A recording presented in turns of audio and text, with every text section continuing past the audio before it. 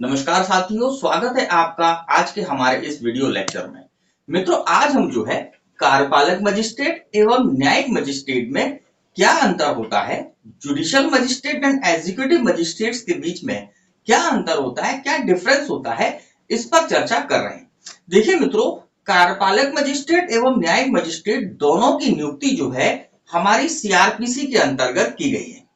यहाँ पर जो कार्यपालक मजिस्ट्रेट है उसको सीआरपीसी की धारा 20 के अंतर्गत उसकी नियुक्ति होती है। राज्य सरकार जो है प्रत्येक जिलों के लिए जो है कार्यपालक मजिस्ट्रेटों की नियुक्ति कर सकता है, यह व्यवस्था की गई है। इसी के साथ साथ सीआरपीसी की धारा 11 जो है न्यायिक मजिस्ट्रेटों की बात करती है कि हाईकोर्ट जो है न्यायिक मजिस्ट्रेटों की नियुक्ति कर सकते हैं। अब इस पर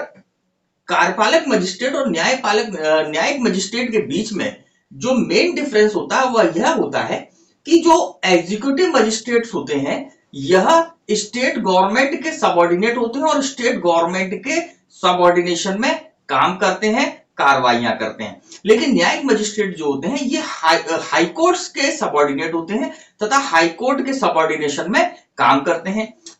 अगला बेसिक डिफरेंस इसमें यह है कि जितने भी जुडिशियल मजिस्ट्रेट्स होते हैं, ध्यान दीजिएगा मित्रों, जितने भी जुडिशियल मजिस्ट्रेट्स होते हैं वह जुडिशरी का पार्ट होते हैं, लेकिन जितने भी एग्जीक्यूटिव मजिस्ट्रेट्स होते हैं वह जुडिशरी का पार्ट नहीं होते हैं, वह राज्य सरकार के अंतर्गत काम करते हैं। फिर इसके बाद अगला बेसिक अंतर इनमें यह है कि जितने भी एग्जीक्यूटिव मजिस्ट्रेट्स हैं उनका काम होता है अपने क्षेत्र में जो उनका क्षेत्राधिकार है उसके अंतर्गत कानून व्यवस्था को बनाए रखना, लॉ एंड ऑर्डर को बनाए रखना। इसके लिए ये क्या क्या कार्रवाइयां कर सकते हैं? देखिए मित्रों, जब कभी भी किसी क्षेत्र में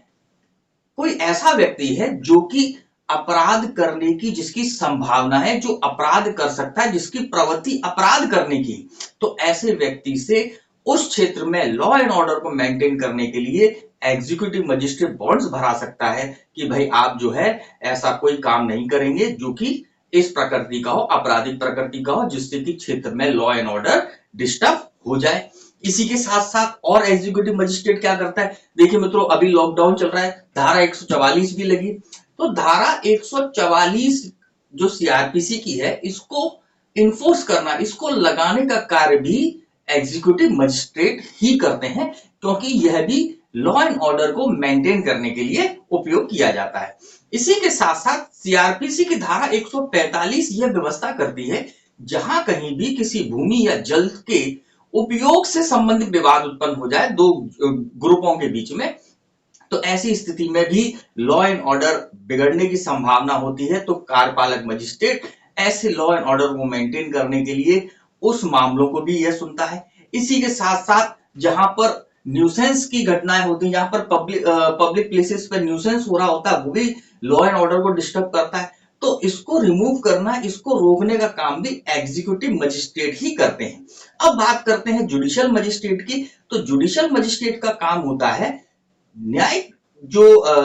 परिसर है या हम कह सकते हैं न्यायालयों में न्याय प्रदान करना। जैसे कि अगर किसी व्यक्ति ने कोई अपराध कर दिया है या कोई अपराध किया है, तो ऐसी स्थिति में उस मामले का संज्ञान लेना, उसके लिए जो है सीआरपीसी के अंतर्गत उसकी प्रोसीडिंग करना, प्रोसीडिंग करके उसमें जजमेंट देना और उसको कारावासित करने का आदेश करना। तो ये जो सारा काम है यह जुडिशियल मजिस्ट्रेट्स का होता है, न्यायिक मजिस्ट्रेट्स का होता है, यह काम कार्यपालक मजिस्ट्रेट का बिल्कुल नहीं होता है। तो मित्रों, ये जो मेन डिफरेंस थे जो मैंने आपको बताए, तो मित्रों ये छोटी एक जानकारी थी जो मैंने आपको आज यहाँ पर बताई और बहुत ही आपके लिए लाभदायक जानकारी होगी। इसी उम्मीद के साथ हम ये वीडियो यहीं पर समाप्त करते हैं, और आपने अगर हमारा चैनल सब्सक्राइब नहीं किया है तो आप प्लीज सब्सक्राइब कर लीजिए और बेल आइकन को जरूर दबा दीजिएगा, जिससे कि हमारी वीडियो जैसे ही अपलोड होगी तो आपको एक नोटिफिकेशन मिल जाएगा, जिससे कि आप हमारी इस वीडियो को, जो भी वीडियो लोड होगी उसको आप जल्दी या देख सकें। तो मित्रों,